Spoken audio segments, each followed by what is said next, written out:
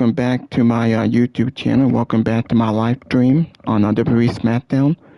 Actually, hold on. I have to want to make sure that this is working.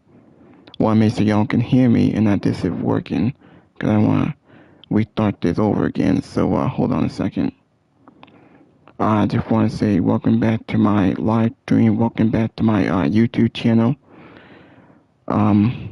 See how many likes and subscribers can I get. Hold on a second. I want to make sure this is working. Hold on, just want to make sure this is working. Okay. Hold on a second. Here we go. It's on. My live stream is on. This is Jacob Cat 2024 doing my live stream, my WWE review, Survivor Series Wargames 2025.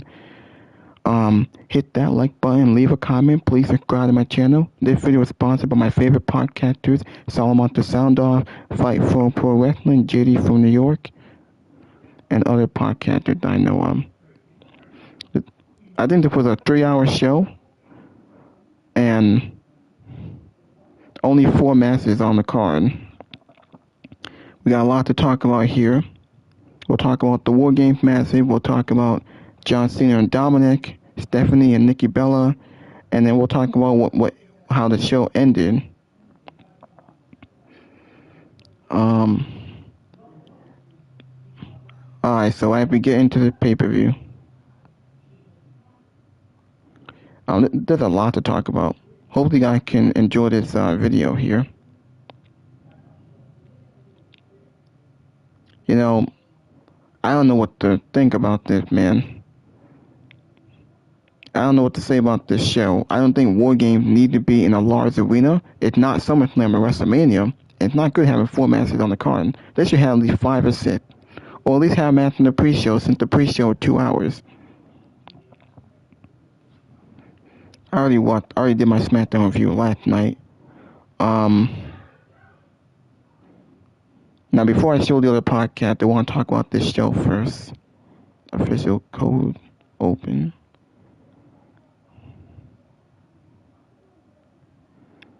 Now, Rhea Ripley and Io Sky team up for a wicked trash can.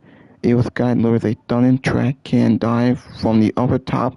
That was the highlight of the Wargames. It was kind of boring until it picked up at the end. We had a great ending. That was very good. Liv Morgan came back, shockingly, surprisingly. I didn't think she would come back. But she came back. She also trolled us and thinking she was going to turn on Dominic, but of course not. She obviously helped Dominic win back the Intercontinental title. As you guys know, John Cena made his final appearance, his final entrance, his final match on Survivor Series. He hit a double attitude adjustment on the Judgment Day, Balor and JD McDonough. Liv Morgan low blows Cena to help Dominic win the IC title. Dominic is now a double champion again. They also showed a promo in that WrestleMania 42 promo. Liv Morgan is in that with the rest of the women: Rhea, Becky, Charlotte, Tiffany, Jade, and Io.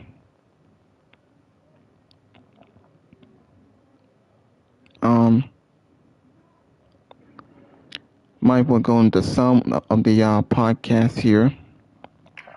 Capturing the memory? Easy. Keeping everyone in focus? Impossible. Okay.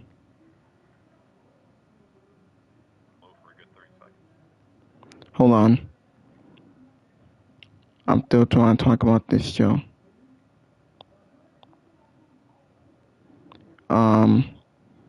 The men's war game were very good. It's a shocking ending.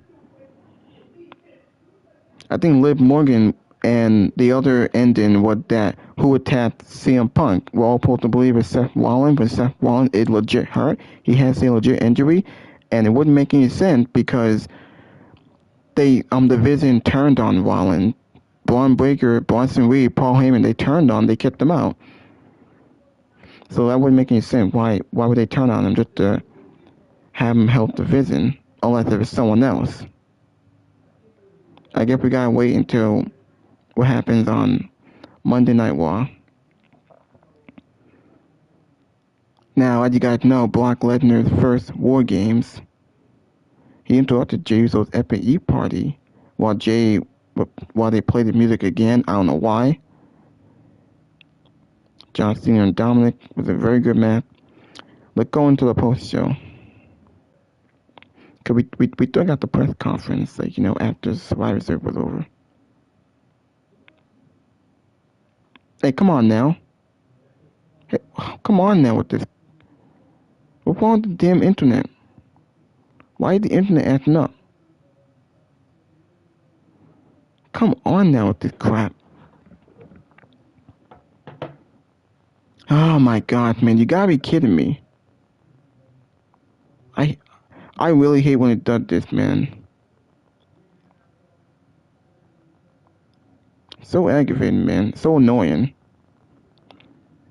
This stupid damn connection, man. Getting on my damn nerve with this. Trying to show you on the press conference.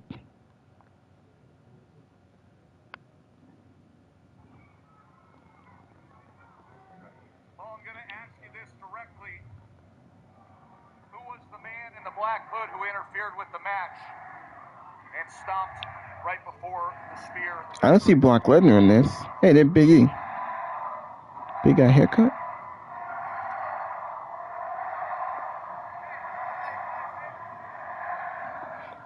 I hear the press conference. Paul Heyman, Logan Paul, Bronson Reed, Braun Breaker are in the press conference. I don't see Brock Lesnar. The winners of Wargames, the How come Brock's not there? series pinfall victory for the team that would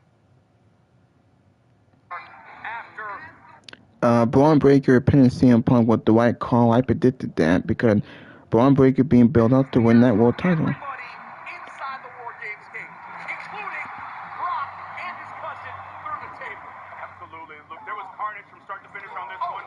We saw Braun Breaker was very good. Brock was dominant. Roman Reigns was good. Here's the moment. Here's the moment of the night. Are those shoulders too broad? Look, Seth's been in the gym, all right? Yes, but is this stop not too perfect? I mean, that looks... And then...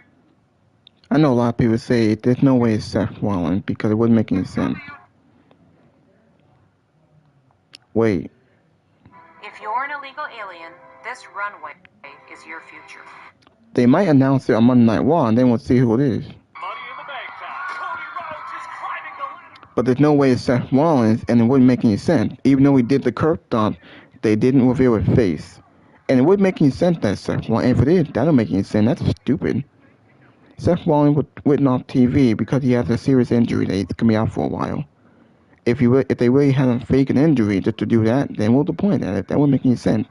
Why take out Seth Rollins, make him vacate the title, and give the belt to CM Punk just to have him come back and screw Punk? It makes no sense. There's no way that's Seth Rollins. There's no way. It has to be someone else. Maybe it's Austin Theory. Or maybe Ethan Page. Even though that wouldn't make any sense because he's doing what he got to do on NXT with Chelsea Green.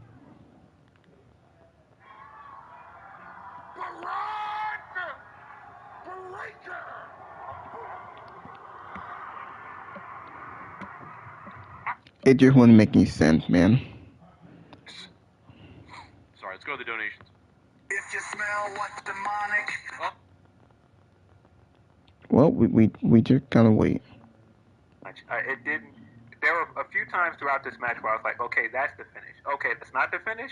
Okay, that's the finish. Oh, wait, that's not the finish. Oh, Liv must be coming. And it just felt like, let's throw the entire toy chest over of... He's still the one to beat. But Liv definitely has really come into her own as a character, and Faces like this was like an old cartoon, and I think the weakest match on the card was Stephanie Valkyrie and Nikki Bella. That match was pretty quick and pretty short. Stephanie Valkyrie retained that predicted. She beat Nikki Bella. They can move on and we'll see what Stephanie does with the title. Like I said, I think it was a waste of the match. We know that Nikki Bella, it was just a filler feud just to give it was a one-off, a filler feud just to give Stephanie an opponent because she had no one else. Hopefully she has someone better than Nikki Bella. And then Becky attacks from behind. It's 3-on-1 until Flair and Bliss come back from the dead, and we have them back. For her team, she would. Okay.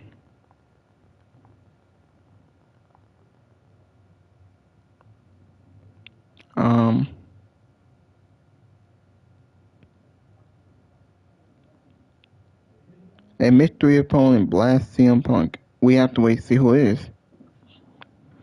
There's no way it's Seth Rollins because that does not make any sense. And why would it be? After what they did to Seth Rollins, and don't tell me it was all a swirl or a lie. That don't make any sense.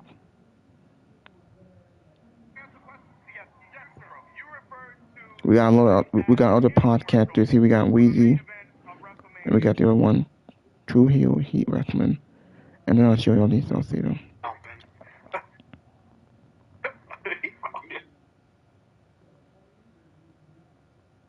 I think he did. We got Denise Salcedo. Let's see what she had to say. Or, they've been a little bit shorter than others, but sometimes we stretch it because double. If it was, and you want to get a great finish, well, make sure you do so with Blue Chew promo code Denise. Are you having technical difficulties in bed? Are you tired at Wargames? So I want you, I want a shot at this title. And whenever they decide to go about it, whenever they decide that Braun Breaker is going to go for the title, he's got that in the back of his pocket. Of course, there's still a lot before we get there because we still want to see CM Punk do a lot of other things. That was also teased at the end of the show. But before we get to that, let's talk about who actually helped out. In this match. So here's the thing. A lot of people, there was two theories going into this men's War Games. One, there was a theory that a couple of the baby faces would maybe turn heel. People questioned Roman. People questioned CM Punk. People questioned Jey Uso, whether or not one of those guys would turn heel. So that was one theory, that a babyface would turn heel. It didn't actually happen. Another theory, people were wondering if we would see somebody get involved. Now, my answer to that was I didn't really want to see anybody get involved because I thought you already have so many of these big, badass wrestlers in this match that you shouldn't really need somebody else to come in here and get involved, right? Well, they did end up going that direction where somebody else got involved.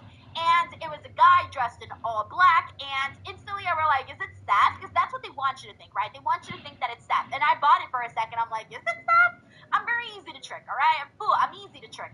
I was wondering if it would be Seth Rollins, but the moment that I realized it wouldn't be Seth Rollins was the fact that the person never ever got unmasked. Mind you, Seth Rollins did have shoulder injury, and he also had a surgery.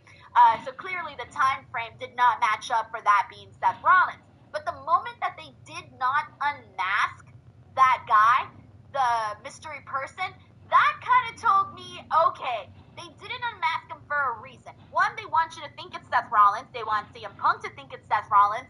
But two, I think the real reason is that whoever is underneath it, which some people think is Austin Theory, is whoever's underneath it was not a big enough star for the reveal. Because if it would have been a big star underneath that, you bet your ass they would have done the reveal. But because they didn't do the reveal, that tells me that wasn't a big star. Now, that lends over to the Austin Theory theory. You heard of Austin Theory theory? That lends over to the Austin Theory theory because Austin Theory is not a big star at all on the show. So if it was him, and this is the way that he's going to join the Vision, then okay, great. They can reveal that later on an episode of Raw. But that wouldn't be a moment for Survivor Series. The crowd would have been like, what the fuck, man? We're not getting, no, please, pass. I don't know who else that person could have been besides Austin Theory. If it is somebody else, cool. Either way, I don't think it was somebody that was like big considering the way that it was done. We got Fredo here who says Cena got hit with the pop rocks. Girl, I'm still not over that. We got Sleaze Boy here who says, let's face it, Wargames is stale. Cena should have retained and be given a condition where he cannot retire unless someone defeats him like Flair. See, I'm surprised that I don't feel like. Look, I think John Cena losing to Dominic was the way to go, and we'll talk more about that in a second. We got Steven Martrulli here who says, dude was too big to be Rollins. Theory or wild card cross? Oh, that is a wild card, Steven. Huh. Wild card indeed. All right, if that happens, you take brownie points for that, bro. We got Tracy here who says, see, I would have lost. LOL, but good match, good PLE. We were talking about possibly making a bet there with Tracy and I on this match. But anyway, so the other big thing that happened in this men's War Games, or you can call it a big thing, call it whatever you want. It might not be a big thing, but whatever. At the end of the show, we did have Roman Reigns, Cody Rhodes, CM Punk confrontation. Now, this is not nothing new. We saw this also on Monday Night Raw, where Roman had said he's coming for one of their titles, right? Didn't necessarily specify who.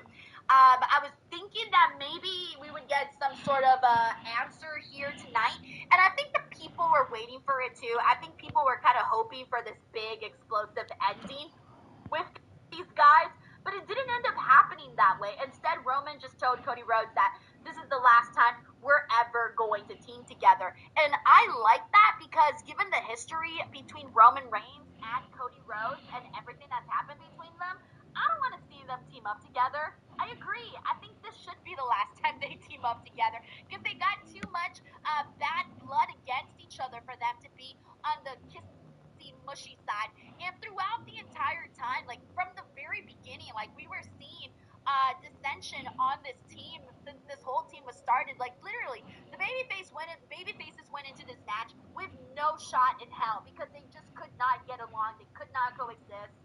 Hate it. I hate saying the term coexist, but let's be real, that's what it was.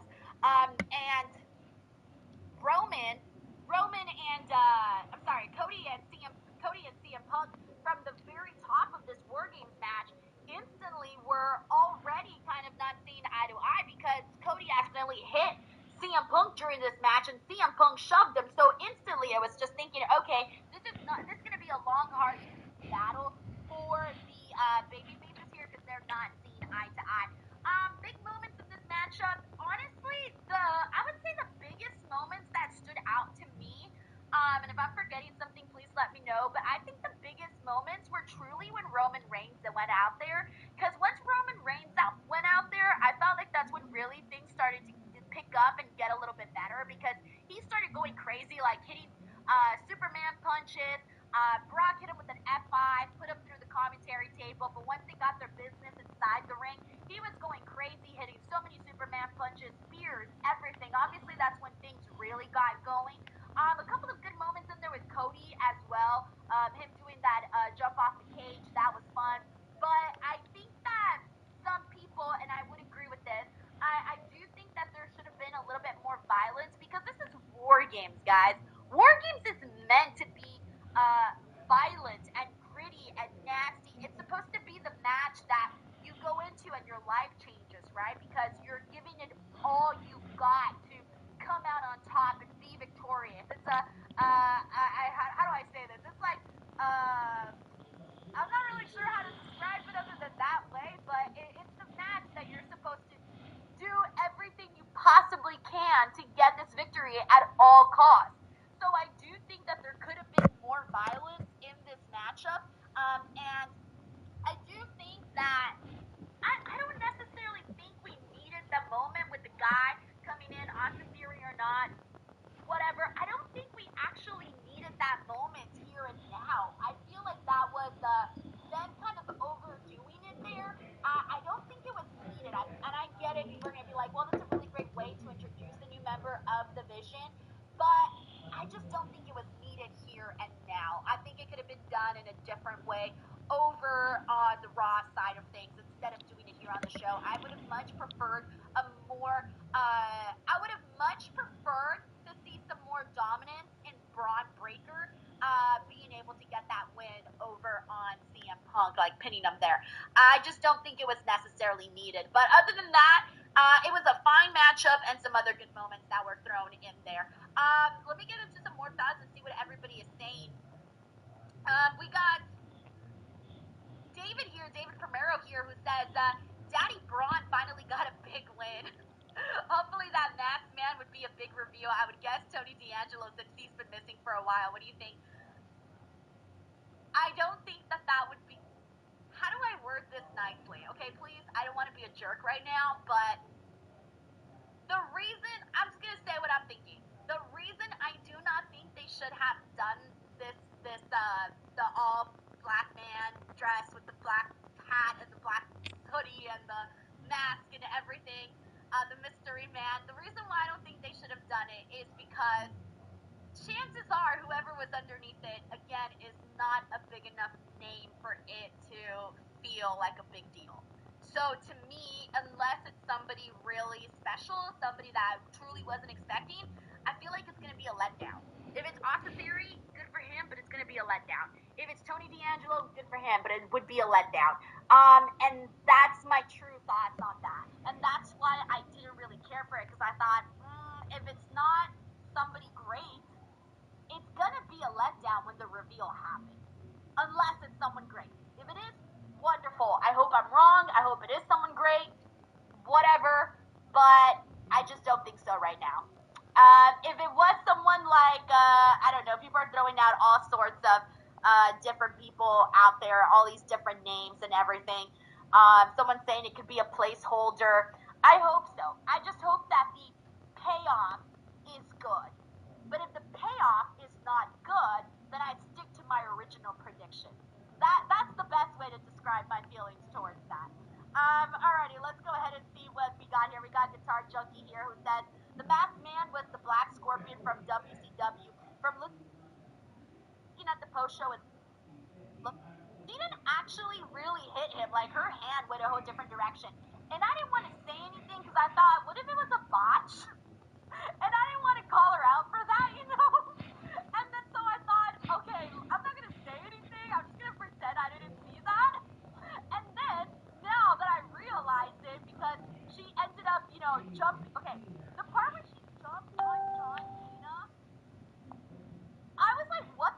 Like, what do you know? Like, what are you doing, Liv? Why would you be jumping on John Cena like that? Why? Why would you be doing that? And I was just WWE talent. So a lot of stuff to kind of be happy about with that. I love that. I'm cool with it, guys. So cool with Dominic defeating John. All right, and I know some people are not gonna like that, but that's okay. I think that was the way to go. All right, we got David Primero here who says, remember La Luchadora who was played by Diana? Next one. Bye, everyone.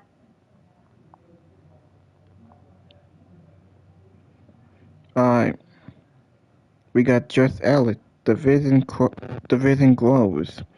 There's no way it's Seth Rollins, because that wouldn't make any sense. Don't tell me that they faked Seth Rollins' injury and rolled him on TV, took the title away from him, gave it to Punk, just to have him screw him over and join the business back. That wouldn't make any sense. That would be stupid. That was the whole point of that. There's no way it's Seth Rollins. If it was Seth Rollins, they wouldn't be doing this. And if they did, that's just fucking stupid. It's not Seth Rollins. It had to be someone new, and someone new that is joining the vision.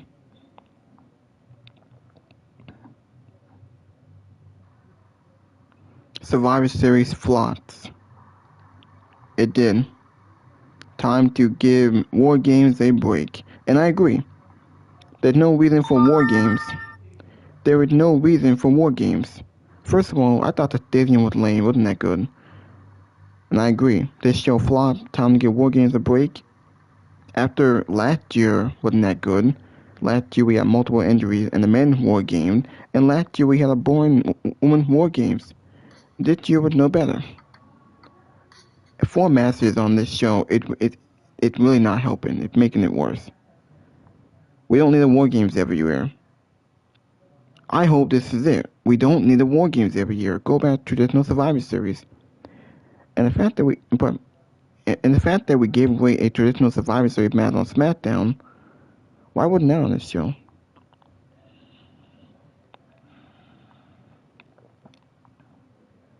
Lamest stadium show ever. It was.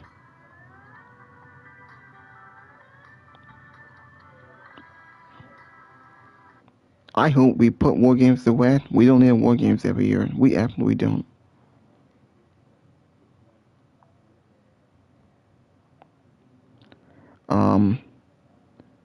hold on for a second here.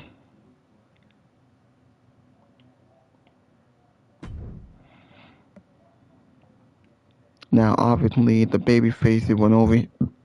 They went over here. They beat the heels.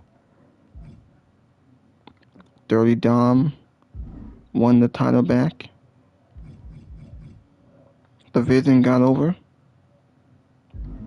I wonder. I'd be surprised if we see Logan Paul and Brock Lesnar on the show. We didn't see Brock Lesnar in the press conference, so I wonder if that it.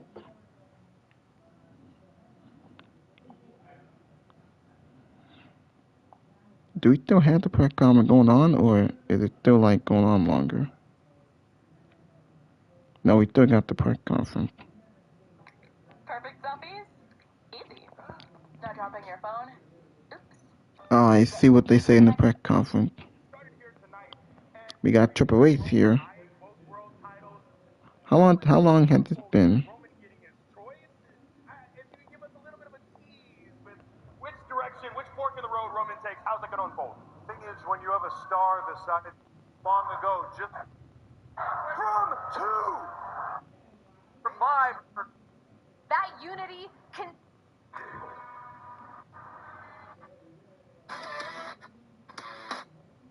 Think that as a match couldn't have been him. Is Yeah! They're Dominic and Liv Morgan. Biggie, what was your analysis of how he went about? Well, I think using the term clean is subjective. Subjective. Let's say subjective. I guess my question is, Liv, we saw your return. I think a lot of people might have expected Royal Rumble. This was sooner than a lot of people thought. Why now? That's my question. Why here? Why now?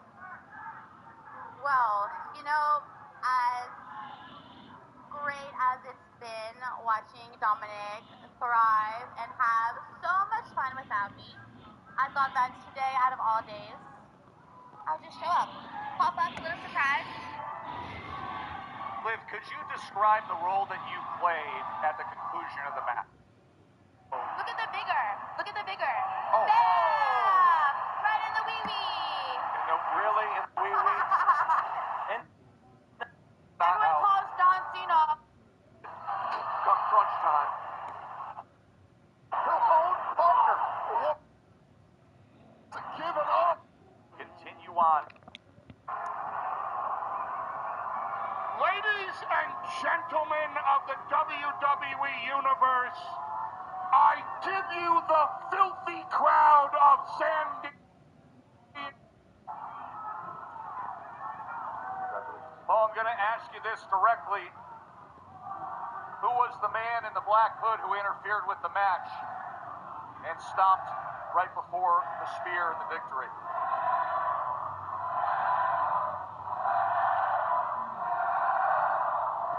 I can't tell what they're saying.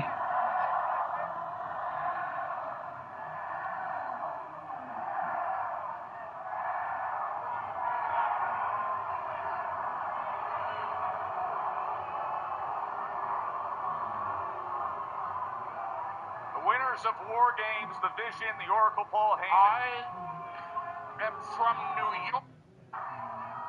The reigning defender. You referred to tonight as an infomercial. So San Diego, here's the reality. For a PLE. Located. And he's going to and see him by Rhea season. I didn't see Stephanie Valkyrie here. Not here tonight. That was after Roman Reigns won by.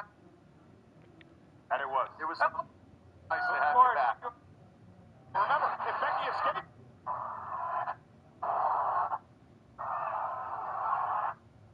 Excuses from back. I didn't see Stephanie Valkyrie. Thank you very much. We appreciate you. Well, it looks like the press conference is over.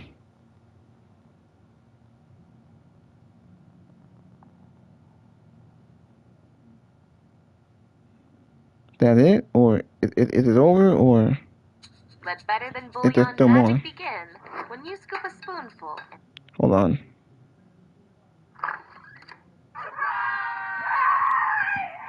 It looks like the press conference is over. I don't think there's no more. I thought they were supposed to show Stephanie Valkyrie. I thought she was going to be interviewed. Or is that it? Is that it? Because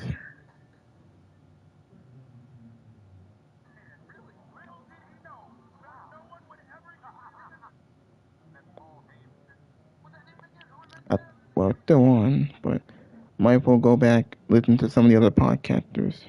Listen to Salamander. I'll show you guys Salamander and JD from New York. I'll let them in the chat here. Alright, hold on.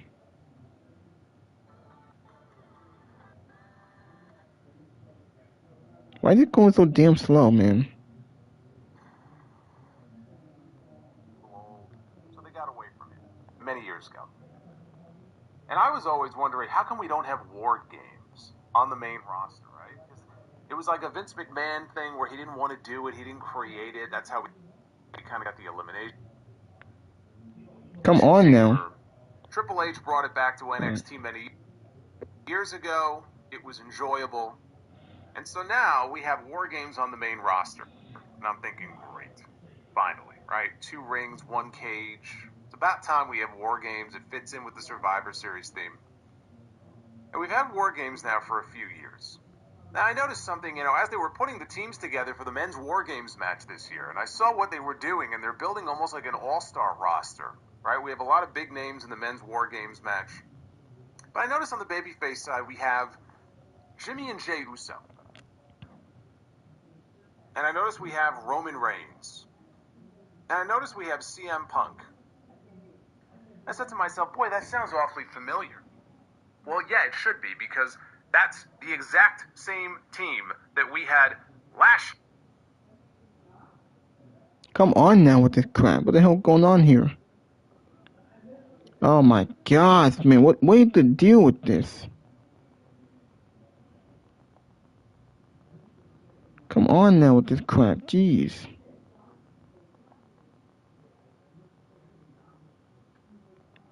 I don't know why the internet keeps acting up, man. I really don't know why. Getting my nerve with this crap, man. Very sorry, having some technical difficulty. I'm trying to get my guys back in the super chat so I can let y'all hear my podcaster friends here. This internet really pissed me off. So Something that aggravating. we ever need to see. But this really solidified it as far as like when you think of Hold the supposed big 4. Now fallen into this trap with War Games where, it's Survivor Series, and so we have to do War Games, even if you don't really have a great reason to be doing War Games. And that was one of the things that plagued both the men's and the women's matches this year. It never really felt, especially on the women's side, more so, but it never really felt like there was a real reason for these men to go to war, for these women to go to war, right, and have a War Games match. And WWE also tends to play it very safe when it comes to matches like this where, it's all about certain spots, right? And there's a sameness to that as well, right? Look at Io Sky in the women's match, right? Doing the same spot from the top of the cage every year. It almost feels like we're just pushing the rewind button and playing over again what we saw the previous year. But I said, let's see what happens here. And then I saw that we only have 4 matches listed for this show. Now, this is not the first time the WWE has had a 4-match PLE card. It hasn't happened very many times before, but it has happened in the past. And I think back to 1997, there was an In Your House pay-per-view, if I remember, that had 4 matches. That is still to this day one of the best WWE shows that this company has ever produced. That was the Canadian Stampede. So it can be done. It is not impossible. But 4 matches, that's not a lot of matches. There's certainly an extra match or 2 they could have put on the card to add a little more action to it. They chose to go with 4. What that means is that the matches that you then have on this card, they have to really live up to expectations and really knock your socks off. And on top of that, they had what they claimed was 46,000 people inside Petco Park. Okay, big stadium show, almost 50,000 people inside this stadium to watch 4 matches. Question is, did those matches deliver? Did those matches pack the punch that you would expect a big stadium show in front of 46,000 people to have? The answer is no. No, it did not. They were put in an awful position, these men and women, to have to go out there and hit a grand slam when it just realistically wasn't even going to be possible. But this is what happens when you have a company that rests on its laurels. When you have a company that is hot, that is still selling tickets like gangbusters, and you see the ticket price, even the ticket prices for this show, I'm gonna keep saying at the prices they were charging, 46,000 tickets, that's a lot of money that WWE made tonight. Right? They're still making money hand over fist, even though you see a softening in certain areas, and maybe some buildings aren't selling out the way they would have at the beginning of the year. They're still doing monster business. But this is what happens when you have a company that is doing really, really well, and they choose to play it safe, and they really don't, they don't, when they're putting these stories and these matches together, and you look at all the different possibilities and all the things that they could potentially do, more often than not, they don't. They go the safe route, and they're content to do that because they really don't have to do any more than that. When this show was over, my sense of Survivor Series 2025 was, man, that show was underwhelming. Man, that is one of, if not the lamest stadium show, certainly, that I have ever seen. And there have been some awful WrestleMania Night 1s and Night 2s, but like if you put them together as like a complete WrestleMania, right? Technically it's one show, if you're being honest. We don't have any 2-night Survivor Series yet, and I hope to God that we don't. I really do. I'm sure we'll get a 2-night Royal Rumble, we'll get a 2-night, Money in the Bank. A 2-night Survivor Series is not something that we ever need to see. But this really solidified it as far as like when you think of the supposed Big Four, right? I know it's kind of an antiquated concept. Survivor Series has not been that for a very long time. It really has been replaced years ago, really, by Money in the Bank. Survivor Series does not pack the punch that it used to. And it kills me because it used to be one of the more fun shows of the year.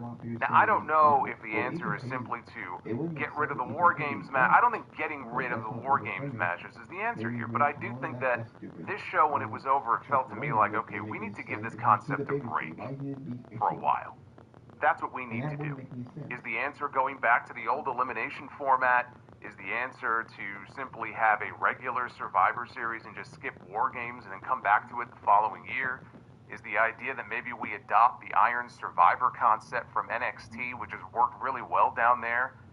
I mean, it's got the word Survivor in it. You can try it out, use it at Survivor Series one year. You got the penalty box outside. I don't know.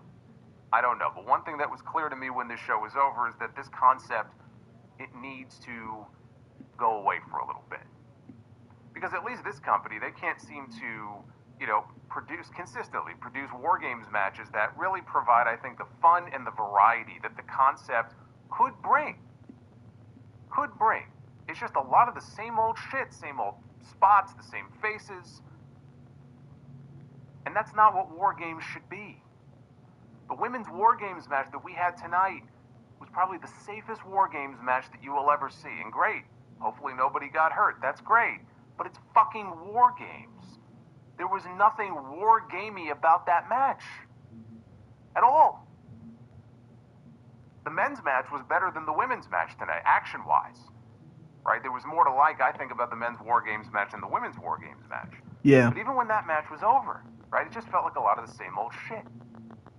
And then they cap it off with this mystery man clad in all black climbing into the cage and laying out CM Punk with a super kick and a curb stomp. And boy, they really wanted you to think that it was Seth Rollins underneath that mask, which tells you that it's not Seth Rollins, as much as they wanted you to believe that it was. Seth Rollins is hurt. Seth Rollins did have surgery. No, it is not a work. He's not going to suddenly show up. That wouldn't even make any sense. Like, all the people out there think, oh my God, maybe it is Seth Rollins. Like, again, let's back up here for a second. Seth Rollins was the World Heavyweight Champion, and what exactly would the end game be by faking an injury and surrendering the World Heavyweight Championship? Boy, would that be fucking stupid. So no, it's not Seth Rollins. I am nearly certain that first of all, whoever it was under the mask tonight may not even be the person that ends up being revealed as the mystery man at the end of the day. It's like the Black Scorpion angle in WCW many years ago. It could technically be anybody. under the mask. And when they're good and ready to reveal who it is, it could be somebody else. I am certain that it was Austin Theory. Austin Theory was the name that was rumored by Dave Meltzer many weeks ago as being in the men's War Games match. What I think happened is that when Seth Rollins got legitimately injured, it blew up all of their plans.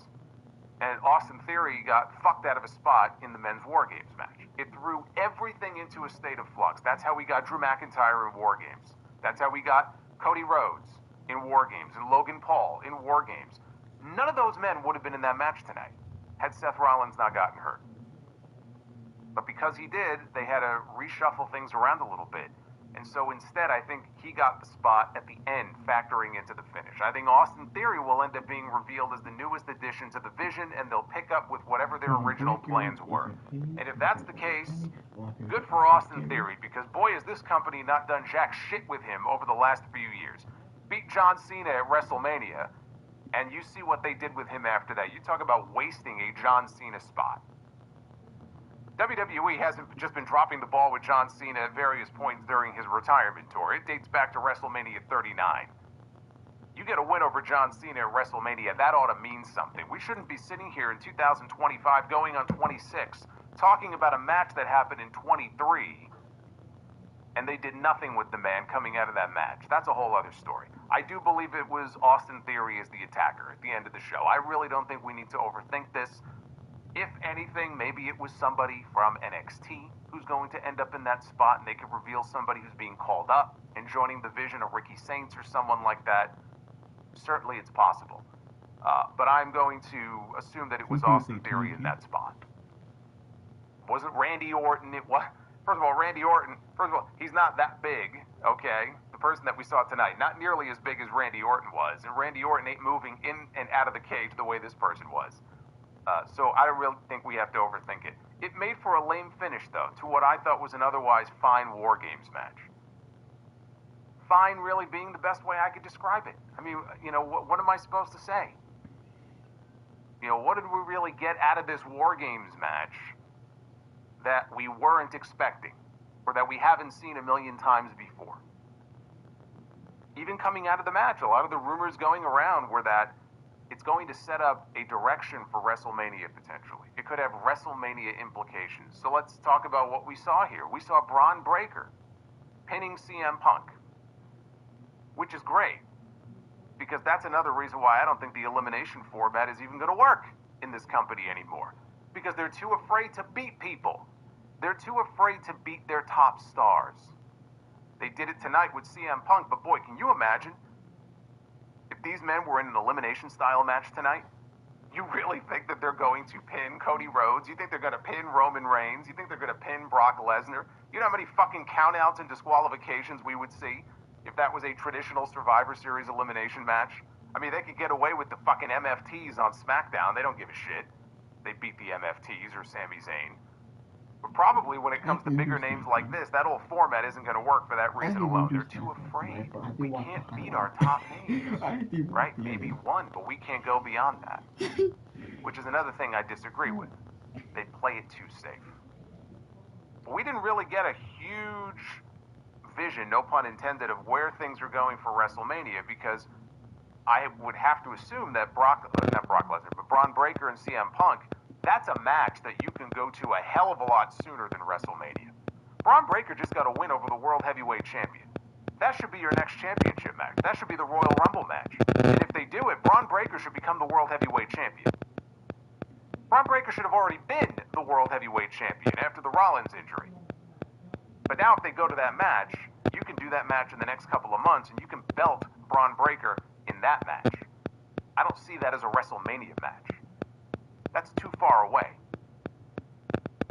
So what other WrestleMania directions did we really get a hint at coming out of this match? We saw Roman Reigns and CM Punk face-to-face, and they seemed to be okay with each other. And then we had Roman Reigns and Cody Rhodes face-to-face with each other. They were not so cool. So what are we teasing here? Are we teasing Roman Reigns and Cody Rhodes Part 3 at WrestleMania next year? Who's asking for this? I'm sure there are some people, but do you mean to tell me there's a groundswell of people who want to see another WrestleMania match with Roman Reigns and Cody Rhodes. That can't be the direction that we're looking at for WrestleMania next year. I understand that they're not sure if Seth Rollins is going to be back in time for Mania. Otherwise, they'd probably go with Rollins and Reigns. But I sure hope that Roman Cody 3 is not where we're headed in Las Vegas next year. Because again, it goes to the point I made at the very beginning where it just seems like the faces and the matches never seem to change in this company. They just run it back and run it back and run it back. So outside of that, I didn't really get a huge sense of this Wargames match giving a whole lot away as far as WrestleMania is concerned. I think I even heard Paul Heyman talking about that in the lead up to this show tonight. That wasn't really the sense I got coming out of this main event.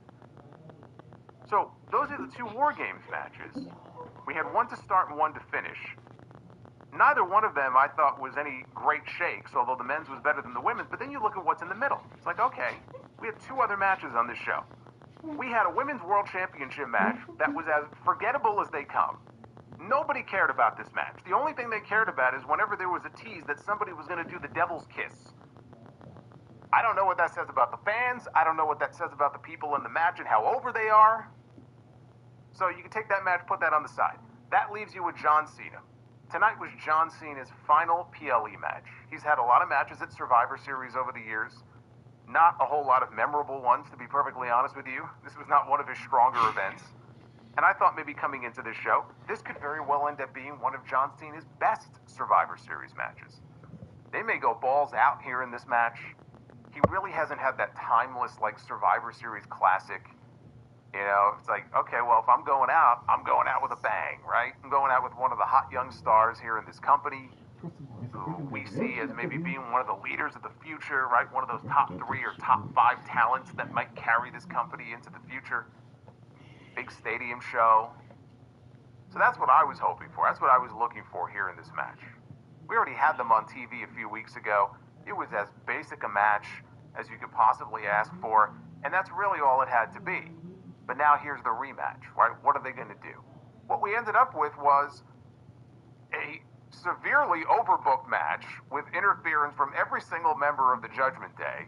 We had a ref bump, we had a belt shot, we had a nut shot. I felt like I was back watching John Cena's heel run. Now, for the live crowd, it was a fun spectacle. I'm not saying it was awful or it was terrible. But for John Cena's final PLE match? Really? This is the best we could come up with? Dominic Mysterio just, being the typical chicken shit heel that he always is. I mean, I was hoping for and expecting something a little bit more here in the rematch. You only got 4 matches on the whole show, right? You could do a little bit more than what you did in Boston a few weeks ago. Cena's final bow here at Survivor Series. No, I mean, they kept it very basic. It was overbooked, interference up the ass, and we had a big return in the match. We had the return of Liv Morgan, which when I was going through all the Survivor Series predictions last week, I said I thought Liv Morgan was going to return here, and Liv Morgan was going to help Dom win the championship back.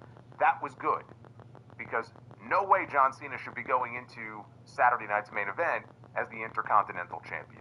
The one thing they had to accomplish in this match, they accomplished, which was to get that belt off of John Cena. And Dom got his win back. All right, one of the biggest wins of his career. Maybe the biggest, honestly. I mean, he's wrestled his father in the past and all that, but he just beat John Cena at Survivor Series to win a championship in his hometown in front of 46,000 people. So for Dom, I mean, it really doesn't get any bigger than that. So good for him. And it's great to have Liv Morgan back. For John Cena's final PLE match, when it was over, I felt the same way. Kind of underwhelming. Now we have one match left. Don't even get me started on this Last Time Is Now tournament. I'll talk about that on the podcast tomorrow. You talk about underwhelming. You talk about a disappointment. You just take a look at that tournament. Even with the injuries. That's a whole other fucking segment. But that's all you have. That's it. You have the 2 matches in the middle, you have the 2 Wargames matches, and when it was over, I was like, this is Survivor Series? This is it? This is the big stadium show here that they packed 46,000 people into this fucking building? Paying God knows how much money, But this is what WWE is these days. It's all about entrances. It's all about the big stars coming out. I mean, that's how they killed most of the time on this show. That's why we had 4 matches on this show. Everyone has to get the big elaborate entrance. We had fucking Jey Uso in the middle of a War Games match, calling for an encore of his music so that he could climb to the top of the cage and perform sex acts on the cage. I don't know what he was doing up there. I guess he was yeeting the cage, but whatever he was doing, I'm watching this going, am I really seeing this right now? In the middle of a War Games match? That sums it up. That sums it up really well right there. I don't know what the fuck he was doing up there. I don't know who asked for that. What WWE is. It's all about the stars. It's all about the big names, right? You hear the music. You want to pay to go to the show, to hear the music and see the entrance. And that's what it's become. That has become the most important thing on the show. But I think what has happened is a lot of the storytelling has taken a back seat in many ways. And I've talked about how Triple H plays things very safe when it comes to his booking. I'm not saying you have to give away the store on every single show, but he plays it very safe, or he'll take stories or tensions between members of a faction. You talk about slow burn. I mean, he takes slow burn to a whole new level. Just look at the Judgment Day. I can't believe the Judgment Day is even still a thing at this point. For everything he milked out of the blood, I mean, we can go on and on. So when Survivor Series was over, I said, man, this was not a great show. This was very underwhelming. And for 4 matches on the card, what do you expect? Those matches really have to overperform when that show is over for you to sit there and go, hey, you know what? This was a great show. No, this was not a great show. Could have been.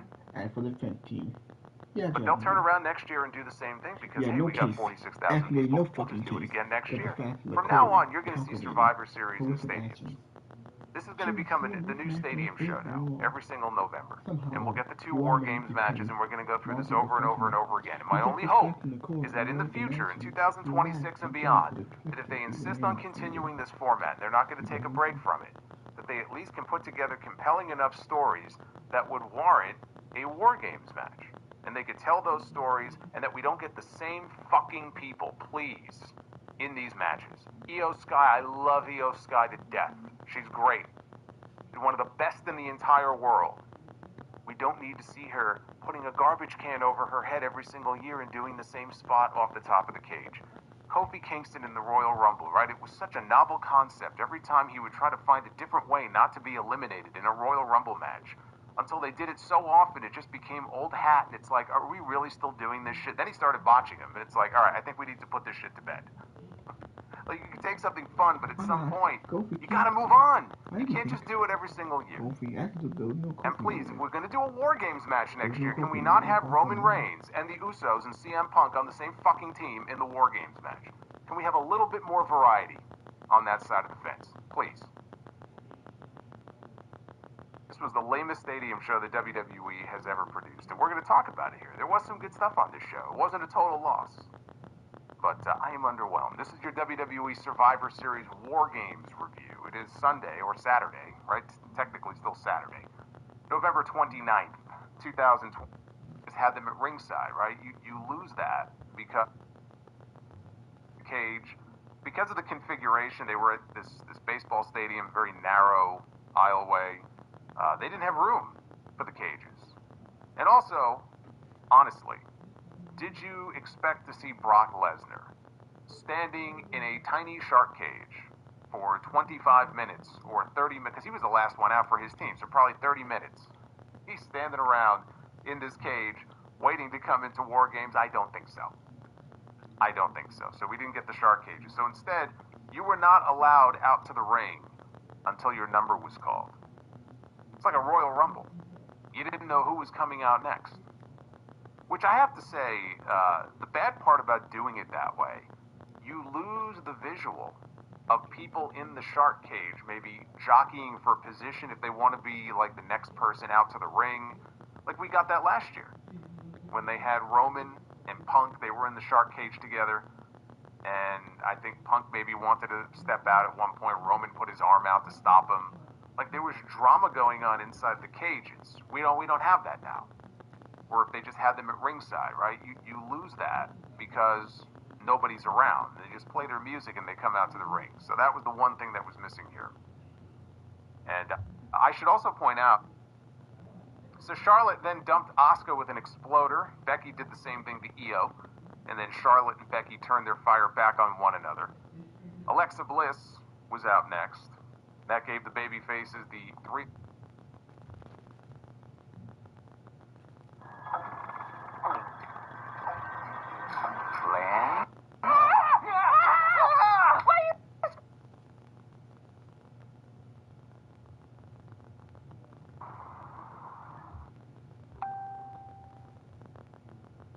That is completely sterile and completely scripted because he won't talk to the media and he'll glaze numbers and attendance and profit and how the WWE does things so extravagantly better than everybody else. And how that they're the only game in town, and there's no show like WWE, and they're telling stories like the fucking comic books and the Marvel movies, and like they're the DC universe.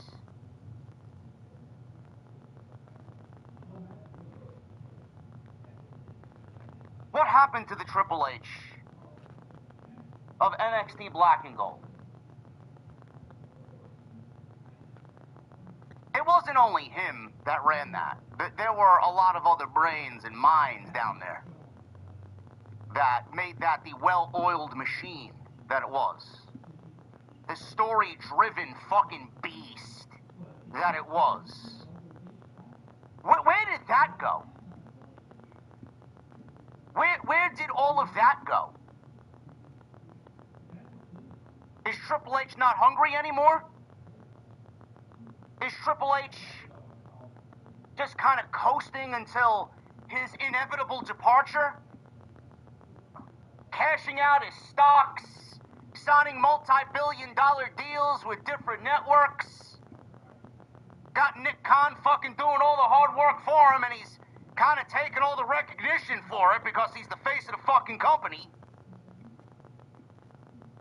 What happened to that Triple H?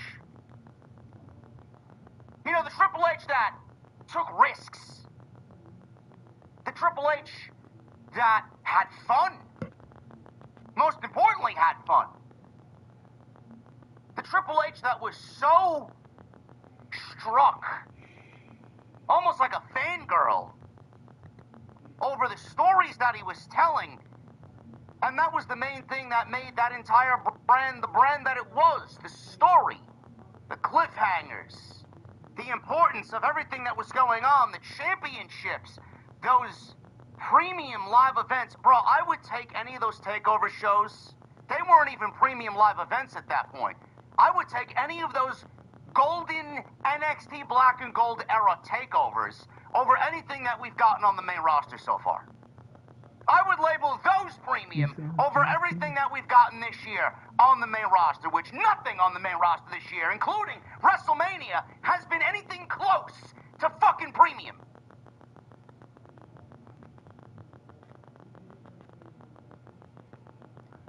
What happened to the Triple H of literally, chat? What happened to the Triple H of just last year? What happened to the Triple H of literally 2024, last year? Where did he go?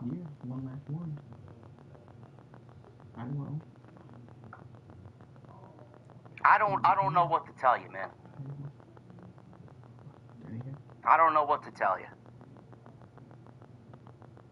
It's one of those unsolved mysteries.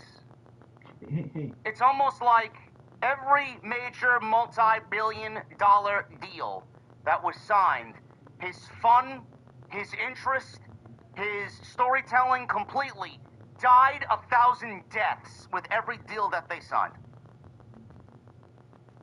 This is the same thing that I've told you about ever since Vince McMahon was in charge. This is the same exact thing that I said would happen to AEW when Tony Khan signed his fucking $180 million TV deal with Warner Brothers Discovery for 4 years. They got their money, they got their recognition, they're safe for the next 4 or 5 years, and they don't need to do anything. The fans will be there, the fans will continue to pay, the fans will fill a stadium like tonight in Petco Park with 45,000 people. The ratings will continue to be what the ratings are. As long as they maintain what they usually get, everybody looks at that as a win-win situation. WWE's now on Netflix. They went from a 1.3, 1.4 on USA Network to now they're globally touting 3 million global viewers on Netflix. That's great. That's fantastic. I don't give a shit. I don't give a shit. What are you doing to actively draw more fans in? What are you actively doing to make the existing fan base happy? This entire administration, whether you want to blame TKO or not, I don't really give a fuck about TKO. TKO's got their own fucking problems, and you can hang all the negatives about this year on the fucking coat rack of TKO.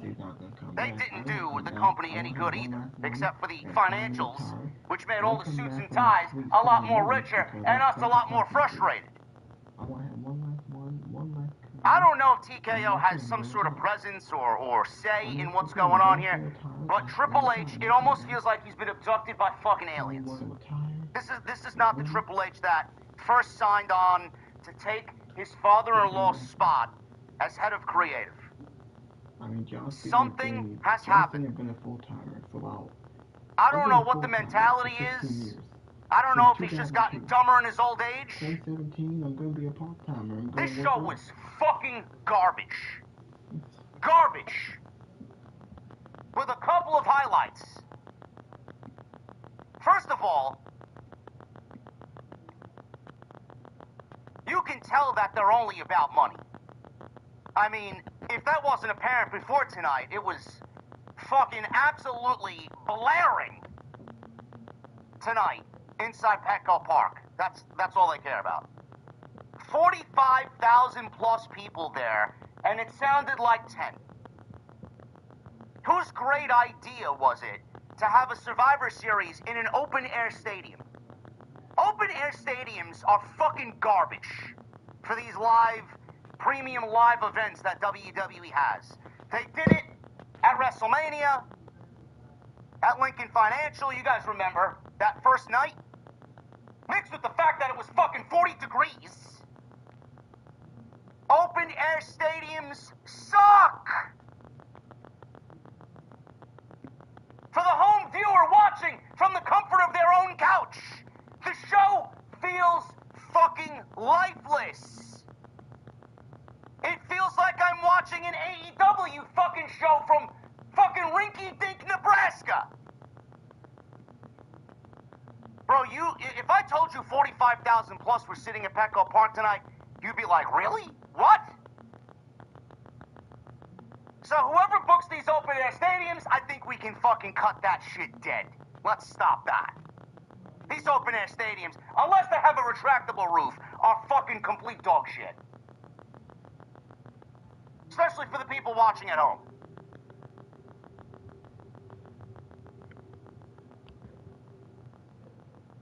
Secondly, what is with these 4-match PLEs? Granted, WWE had Cody Rhodes, Roman Reigns, CM Punk, Brock Lesnar, Logan Paul in one match. The Usos, Jay and Jimmy, Braun Breaker, Bronson Reed, Drew McIntyre. WWE had loaded their main event up with 10 of their biggest stars in the entire company. And I'll get to what I liked about the men's War Games match and what I didn't like about the men's War Games match. I actually had fun with the men's War Games match. I had no problem with the men's War Games match outside the fucking lame, stupid, ridiculous, let's play it Sesame Street safe ending. What is with these 4 or 5 match PLEs? I got people arguing today that 4-match PLEs are good. What are you talking about? This is the same Triple H that booked TakeOver, 5 matches every single TakeOver, and they went 2.5 hours, and they left you wanting more. You can't give me a 4-match PLE, a 5-match PLE, and have it come off like it's some fucking syndicated Saturday afternoon pro wrestling show. It's match, commercial, match, commercial, match, commercial, match, commercial, match, commercial, and then no story. And then No story, no There's intrigue, no no reason cliffhangers, for no reason to fucking fucking Wargames. give a Just shit when the because show they is just over. got- It's almost like These you feel only empty shows are after fucking watching 2 garbage. hours of And whatever I this already man know produces. by then. And I'm already gonna be a podcaster. If you are in agreement with 4 matches on a PLE, you are the fucking problem. Social media, online, people in the IWC. There is no in-between with these fucking companies. One company gives you 4 matches and 3 hours on PLE, and then the other company gives you fucking 13 matches and fucking 7 hours of pay-per-view. And I don't know why we don't do matches on the pre-show. What Why is no with one- these you know, billionaires? No match on the pre-show? Why do we Are have they a show fucking with retarded? pre-show with no matches on the card? Do they think? Why do we have a... Do they appreciate their fan base? All I hear is, oh, we love our fan base. We want to give our fan base more. No. No, you don't give a fuck about your fan base. You don't know what the fuck you're doing. 4-match PLEs, honestly, is an embarrassment. It's a slap in our face. This is the same guy that booked 5 matches on TakeOver, and every single match left you wanting more. Every single match left you excited for the next match that came. Why can't it be here? Over 2.5 hours, and even at the 2.5 hour mark, you were still begging for a fucking 6 match. Man, I could go 6 You want to count for 6 seconds? When was the last time we had a fucking match? matches on this show. Do you want to know why? If you wanna call Because he gave you story! He gave you a reason to care. He gave you a reason to tune in to the next Wednesday's show. This is not the same Triple H that booked that show, or that brand. This is not the same Triple H that booked 2024. It's not. It's an embarrassment. It's an absolute fucking embarrassment. This was the worst pay-per-view. I'm not even calling it premium. There's nothing about this show, nothing about this product this year that's fucking premium. What's premium? The fact that everybody pays fucking a 2-month car payment to go fucking sit there like a fucking idiot and wave your hands in the air, man. Are you fucking kidding me? After all that you've been given this year, you are still willingly giving them your money to fucking wave your hands in the air like you're fucking mentally ill. Really? You got nobody to blame but yourself. Nobody to blame but yourself. This has been the worst fucking year since the days of the Vince McMahon administration coming to an end. Triple H should be fucking ashamed of himself. The writing team should be ashamed of themselves for the show that they gave us tonight. I genuinely don't understand how anybody... If you're an illegal alien, this runway is your future, because you're headed home. I'm Christine Ohm, the United States Secretary of Homeland Security. If you download the CBP Home app and you safely self-deport, you will receive financial... I'll come over there. I will slap the Live. shit out of you. On a Saturday night. And fuck you up. And the absolute low efforts, I don't give a shit product that the company continues to churn out. Do not say shit in the courtroom. Do you want to know? Fucking mouth shut. Here's You have no fucking right. here's the truth of the matter, folks. I'm gonna be here tomorrow. And this We're may gonna see your upset some of the reservation. suits and ties. I'm gonna be here I don't tomorrow. really give a shit. You will hit. I don't really care. WWE, this is how they operate. Do you remember what I just said about how they got all their money from their TV deals? They got their money from ESPN, they got their money from Netflix, they got their money from USA Network, they got their money from the Saudis. Tony Khan's got his money from Warner Brothers Discovery for the next 3 years. They got their money. They don't give a shit. How fucking dare you? They don't give a shit. As soon as John Cena announced that he was retiring, and he stepped foot into the ring at the Royal Rumble to begin the year, WWE said, you know what? We don't have to do shit. We don't have to do a single fucking thing. We got every single venue sold out with John Cena's name attached to it because this is his final year and the fans are suckers and they're not going to want to miss it and they're going to want to be a part of John Cena's last year as a professional wrestler. They knew that with John Cena making the rounds for every premium live event, that they had an instant sellout with John Cena just being there. Which in turn, they didn't have to do a single fucking thing. They didn't have to lift any more of a finger because John Cena and the allure of John Cena wrestling and John Cena being there sold them out and carried their load, and they didn't have to do a single fucking thing. And they rode the coattails of John Cena all year with dog shit creative. They didn't have to do anything. Cena was there, we'll book around Cena. We'll have Cena wrestle and then book 4 other matches and call it a day. Let me ask you something. What are you going to do when John Cena isn't there come January? What are you going to do in 2026 when John Cena isn't there to sell your PLEs out? Who's the next fucking aging legend that you're going to hitch your wagon to? I'm already hearing rumors that WWE has come up with a retirement tour for Chris Jericho. This is what they're going to do. They're going to hitch their wagon to guys like Chris Jericho now, making a WWE return. They're going to hitch their wagon to Roman Reigns and give him more fucking dates to appear on Monday Night Raw and appear on these PLEs. They would rather hitch their wagon to their top guys with absolutely zero effort involved instead of writing us captivating, engaging, week to week, I can't wait to watch more WWE story. What are they going to do when John Cena retires? They didn't announce a single fucking match up until 4 weeks ago for this show. They already had 35,000 tickets out the door. As soon as they started to announce what the Wargames matches would be, people ended up buying last-minute tickets. They sold an extra 10,000 tickets. They sold 10,000 fucking tickets on top of 35 with not even a fucking match announced. Because they knew Wargames was happening. You could see what the Wargames was going to be, especially for the men.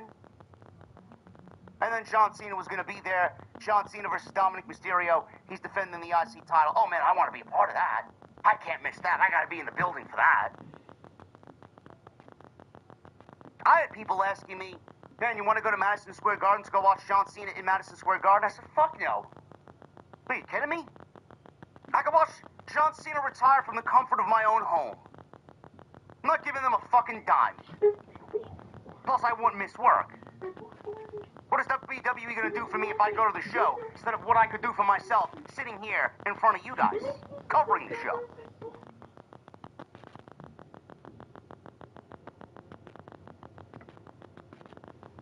Survivor Series was fucking absolutely a disappointment. In every sense of the word.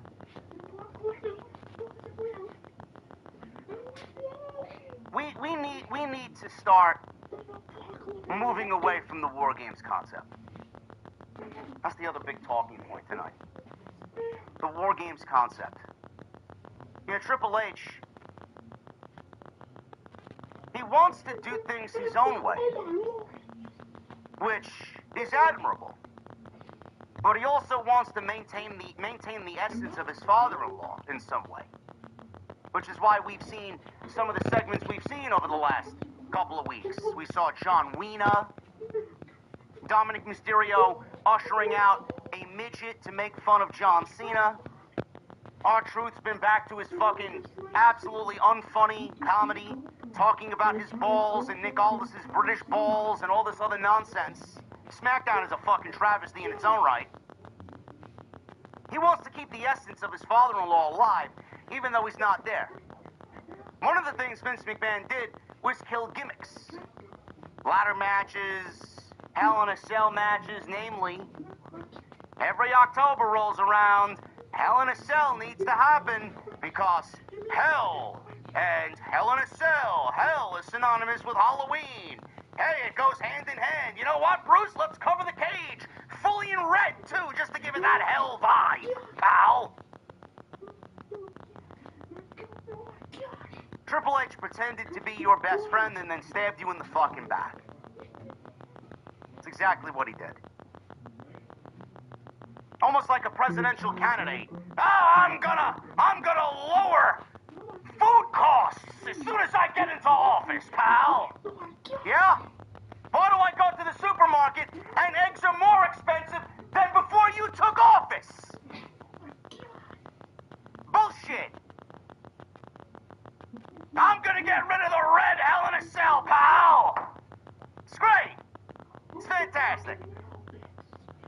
The one time you did Hell in a Cell, you knocked it out of the fucking park. Why can't we do that with Wargames? I'm gonna bring Wargames to the main roster, pal. Yeah, we're 3 years on that Wargames promise, Triple H, and you've already destroyed the fucking concept. After 3 years, it is now time to move away from the gimmick. Survivor Series as a PLE, as a pay-per-view, is dead. There was a hope. There was a glimmer of light that was shining bright when we got Wargames. Everybody's like, oh man, it's gonna be so good. It's gonna be so great, man. Finally, Survivor Series feels like Survivor Series. That bloodline match with the Brawling Brutes, right? Sami Zayn, story. Then we got Cody and his bang of baby faces against the Judgment Day, right? Those were some good Wargames matches. The more that you do the concept, and the same match that we get every single year doesn't do the match justice. It doesn't. What did WWE do differently this year with the Wargames matches than any other year? They made one minor tweak to the match this year, aesthetically. No shark cages. Outside that, it was the same fucking match that you got every single year before it. It is at a point where you use it to basically sell tickets. Meanwhile, you're dumbing down the product and dumbing down the match concept for absolutely no reason but because you want to destroy it to sell tickets. All because it's Survivor Series, all because it's a November thing now, doesn't mean we need to see it. Just like I mentioned a couple of moments ago, these pro wrestling promoters in these companies, they don't know what in moderation means. It's either all or nothing with these fucking people. Why don't we take the same process, the same steps that we did with Hell in a Cell? We got rid of it on pay-per-view. How about we get rid of it, let it fucking rest, let it go into hibernation for a couple of years, and bring it back when it absolutely is necessary? Did any of these matches need to be inside of Wargames? Did they? In fact, I would have enjoyed both of these matches more if they were actually Survivor Series traditional elimination matches. You can't sell a Survivor Series based off the time-honored tradition of what made Survivor Series special. Well, that's the stipulation. Especially with the teams that you aligned in that men's match. If I beat you, you have to retire. Did you really need a That's Wargames? the stipulation. If I beat Everything you, that they did tonight could have been done in a traditional Survivor Series elimination match setting. And I still would have been highly sports entertained. Probably even more so. He has to retire. And there's only one person. Why did that women's match need to be in a Wargames? What did those women do inside that Wargames that justified it being inside of Wargames? Oh man, Io Sky, she jumped off the cage again. This time in a trash can with her name written on it. In red! WWE. And that's what I'm gonna do. After I bury you. Bro, I was about to fucking fall asleep After I bury you, until the bell officially rung to start that match to open the show. Well, the question when you won. None of those women belonged inside of Wargames. Everything that was going on there could have played out in a 5-on-5 elimination match. How do you look at that and then say, yeah, Bruce, we did a good job? I saw some people comparing it to last year. Do you really want to compare it to last year, which was easily the worst women's War Games match that they've ever done? Man, you guys are really setting a low bar there. That match was fucking terrible. Yeah, it was awful. This year was no better. Yeah. You couldn't get any worse than last year, but that doesn't make this year's good. It was actually worse. It was fucking... Match was terrible. It was fucking boring. What happened in that match that constitutes war? Nothing. Oh man, they brought in... Rhea Ripley brought in a kendo stick wrapped in black tape. We seen that almost every week on the show. There was no blood. There was no physicality. Nia Jax looks like the abominable fucking snowman out there. What is she doing? Nothing. Shit. Who thought this match was good? It was actually fucking boring. Maybe the ending was good, but... You can get with this, and you can get with that. You can get with this.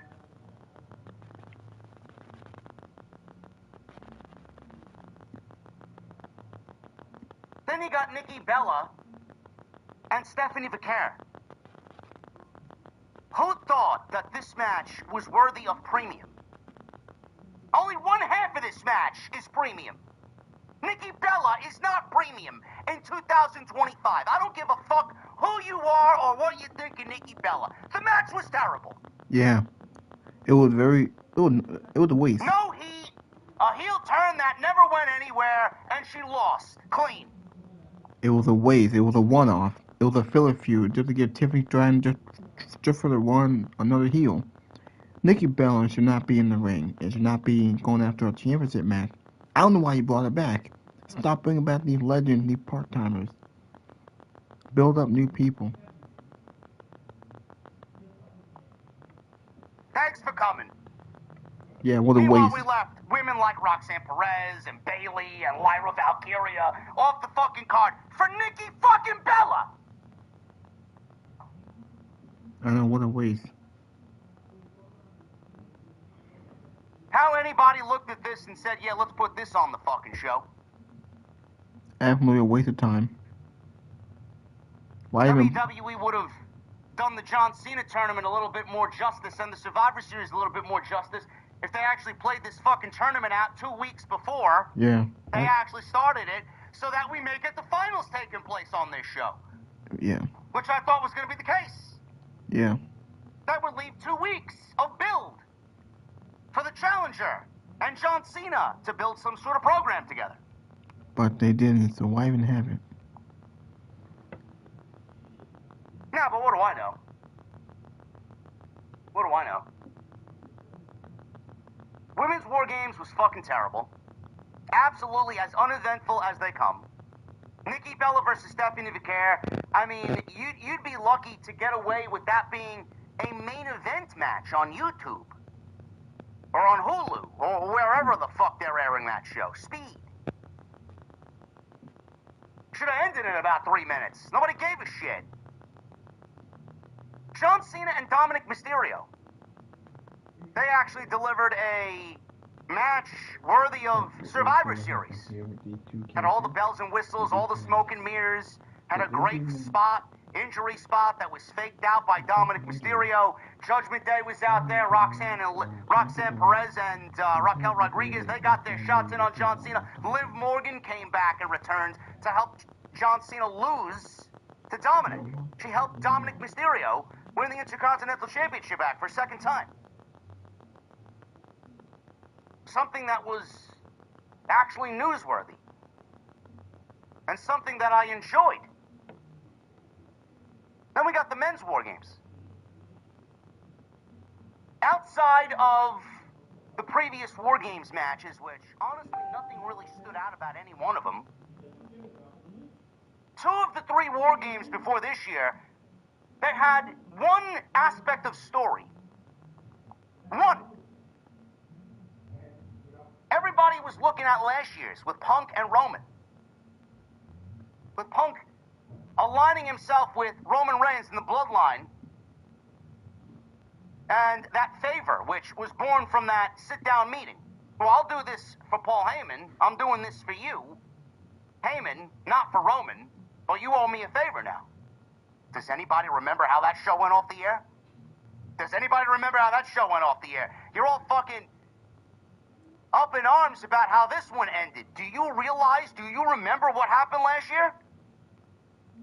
That show went off the air just as terrible as this year's went off the air. Nothing. Nothing. And the only thing I remember about the previous year was Punk coming back. Because he was fired from AEW 3 months before. So spare me your bullshit about which War Games match was better. You don't remember anything about any of them. This one actually went longer than most of them. This one went 40 minutes. The only longer one was last year's, 41 minutes. So, calm your criticism about the men's War Games match. With Randy Orton. Sami Zayn and him being the honorary Uso. And the Usos and the Bloodline being able to trust him. Which was a great segue leading into the Rumble spot where he betrayed Roman and stabbed Roman in the back. And we got that great... Where is that level of storytelling, bro? That was the only thing I remember about that year's War Games. That was it. Other than that, we didn't really get anything worthy of a War Games. They just basically put a cage around these guys and told an aspect of a story that got you excited about what was to come. Everybody's up in arms. Oh, JD, how could you like that men's War Games match? It was terrible. No, it wasn't terrible. The match itself wasn't terrible. The ending was terrible. Because it goes in line with what Triple H does every single pay-per-view. He plays it safe. There's no payoff. He just ends it and then waits. What are you waiting for? What are you waiting for? I don't want to watch Raw to watch something play out. Give it to me now. You've done nothing on these pay-per-views as far as the payoff. Now we gotta wait for weekly television. What are you paying these guys for? Give me something to get me excited about Monday. Let me leave the fucking venue. Let me leave watching the show with more questions than answers and feeling good about what I'm going to be watching on Monday. How do you look at that ending and feel good about what you're watching? Oh man, a guy in a black hoodie helped the Vision win, and he did Seth Rollins' moves. That's what we're talking about? That's what we're talking about. An unknown assailant in a black hoodie, masked, doing a super kick and a curb stomp. Could that be Rollins? Bro, a fucking 4th grader could write that fucking angle. And then the guy escapes the cage and we never see or hear about it again. A guy helped the Vision win and then goodbye. I'll see you on Raw. Bro, are you booking a legitimate real-life product or are you fucking having AI write your storylines? What do you think, it's a video game? It honestly felt like a scene out of a WWE 2K25 career mode. What, are you fucking kidding me? How do you look at all this in totality and say, yeah, that's a great show? 4 matches. 4 matches. Maybe Triple H can't do his fucking math right. Maybe he failed math in high school. I don't know. Maybe all he's got is money on the mind. You know, it's not count as fucking money, though. But you look at totality at Survivor Series tonight, 4 matches, 2 of which were fucking terrible. That's 2 for 4, bro. That's 50%. You failed. You failed. It's a thumbs down show. Yeah, but we delivered Liv Morgan up, but we delivered an all-star game in the fucking Survivor Series Men's Wargames match. What all-star game? What's on the line?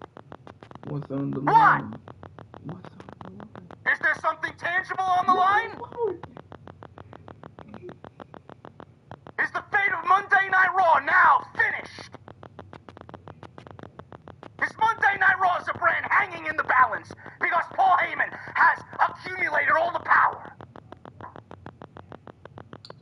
So he beat LA Knight. What are the consequences from tonight going into Monday? What are they? There's nothing on the line. There's nothing about the Vision that's immediately feeling like a threat on Monday night. We'll probably get fucking Usos versus Breakker and Bronson Reed again on Monday. The fuck are you talking about?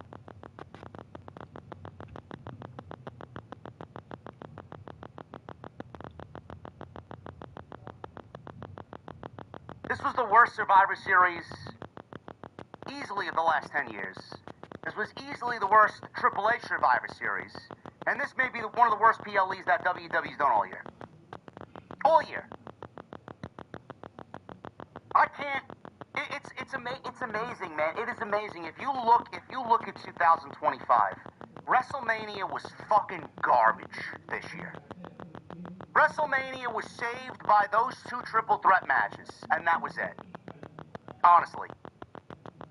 WrestleMania was saved by those 2 triple threat matches.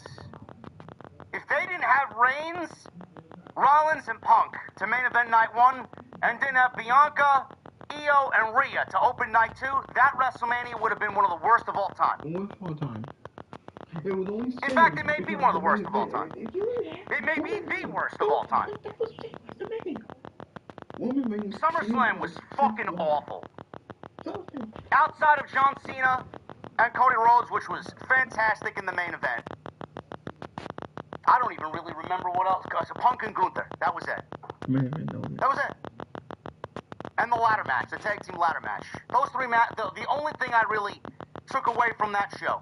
And then Survivor Series. Bro, 3 of the big 5 this year. I enjoyed the Rumble. I enjoyed Money in the Bank. Bro, 3 of the big 5 this year were fucking some of the worst PLEs that Triple H has ever put on, bro. How do you look at 2025? How are you going to look back when this year is over in legitimately 30 days? How are you going to look back at 2025 and deem WWE a success creatively? WrestleMania, SummerSlam, and Survivor Series, 3 of their biggest IPs ever, were some of the worst shows of his entire administration. How do you look at that and say Triple H is doing a good job? How? Either you are absolutely a WWE shill, or you're just completely fucking blind and stupid. I'm gonna say it again, and I'm sure I'll reiterate it again before the end of the year. 2025, not only for WWE, but in pro wrestling altogether, including AEW, the worst year that I've...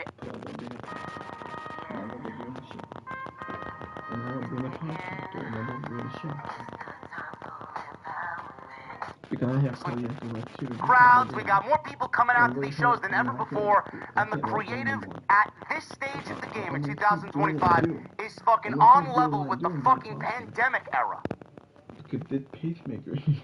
That's what you're gonna hang your hat on. And that shit comes from my fucking soul, man. I watch this shit every fucking week so you guys don't have to. I watch this shit every week, and I made a career living out of doing it. Every single Monday, every single Friday, every single Wednesday. This was the worst year ever. No fun, no risks, playing it safe, no creative, nothing. Fuck the fans. That's their motto this year. Both AEW and WWE. Fuck the fans. Yeah.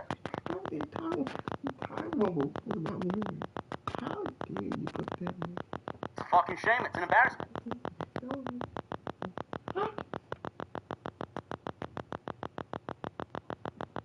We're going to try and navigate the Survivor Series and give you guys the pros and cons, mostly cons, here on tonight's show. We got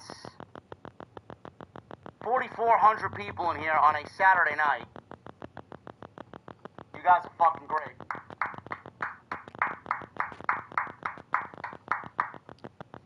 Thank you guys very much, man.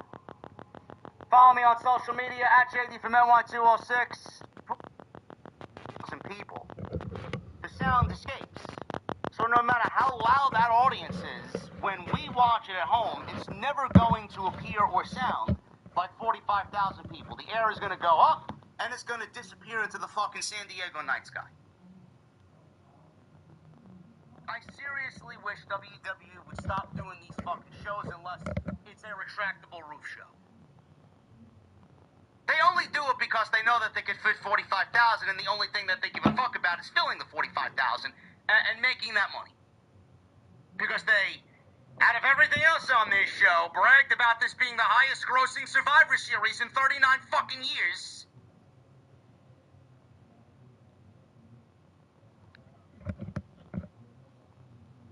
I didn't watch much of the pre-show. There was a Roman Reigns interview, which was pre-taped. There was a CM Punk interview with Kathy Kelly. Jackie Rudman interviewed Roman Reigns for the Roman Reigns interview. Dominic Mysterio was on the pre-show. And his father was on the pre-show. Then they ran down a top 10 Survivor Series moment list. This I caught because I had the show on right before the actual live feed for the actual Survivor Series started. But the last thing that they went over was a top 10 Survivor Series moments list. I want to quickly run through this. Number 10 was the end of the alliance. Number 9, Rhea Ripley getting revenge on Liv Morgan. That was in the women's Wargames match. Number 8, Brock Lesnar vs. AJ Styles. I actually enjoyed the Brock Lesnar vs. Bryan Danielson match a little bit more, but that's just me. The match with Styles was great. Number 7, debuts over the years. The Undertaker, The Rock, Kurt Angle, The Shield. They did not show Jon Moxley or Dean Ambrose, though. Or now Jon Moxley, Jon Moxley now in AEW, but Dean Ambrose in WWE. Randy Orton, he returned to 2023. He comes in at number 6. Becky Lynch for Charlotte Flair, title versus title. The Mega Powers unite. They had to get at least something old school in there. That came in at number 4. Io Sky diving off the top of the cage with her trash can. The first time she did it. Number 3. John Cena and The Rock team up against R-Truth and The Miz. Out of 39 Survivor Series, that comes in at number 2. And number 1, CM Punk returns in 2023. Probably, that is a very subjective number 1, but, I mean, if you told me that was your number 1, I would probably not argue. That was a fucking incredible moment. Where's the Bob Backlund Bret Hart submission match with Owen Hart throwing in the towel from 1994? That was a great fucking Survivor Series moment, bro. Another honorable mention, this is... I think the other great moment that they should put was Sting making his debut. That was a great moment. Don't forget about Team Cena and the Authority. And Sting making his debut, having that face-to-face with Triple H. Why do we have that? The JD list. An honorable mention. The Undertaker getting the hot tag from Yokozuna at the 1993 Survivor Series, and him doing his signature offense against Yokozuna to a point where they both got counted out, which left Lex Luger alone with Ludwig Borga in the All-Americans versus the Foreign Fanatics match. Okay, let's go back in Logan Paul. I mean, that would be like That'd be like taking the fucking 5 train from the Bronx. I don't know. This comes out to even the odds. Do you guys remember last year when Nia Jax entered this match first and lasted 30 minutes? So thankfully, someone from the WWE staff recognized the mistake, the horrendous mistake from last year, and they did not make that same mistake again this year. So Nia Jax came out next to last for her team.